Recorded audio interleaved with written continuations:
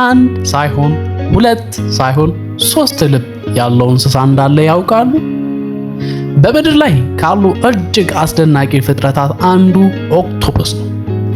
እናም ሶስት ልብ አለው።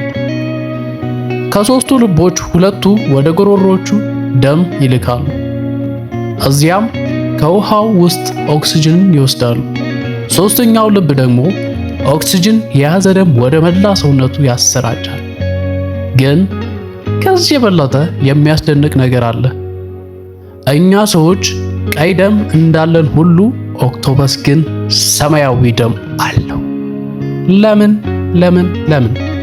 ምክንያቱም እኛ እንደምንጠቀመው ከብረት የበለጸገ ሄሞግሎቢን ፋንታ ኦክቶፐስ ሄሞሲያኒን የተባለ ከኮፐር የበለጸገ ፕሮቲን ይጠቀማል። ይህም ኮፐር ደሙን ሰማያዊ ያደርገዋል። እንዲሁም በቀዝቃዛና ኦክሲጅን በቀነሰባቸው የባህር ጥልቅ ቦታዎች እንዲኖሩ ይረዳቸዋል። ይህ ብቻ አይደለም።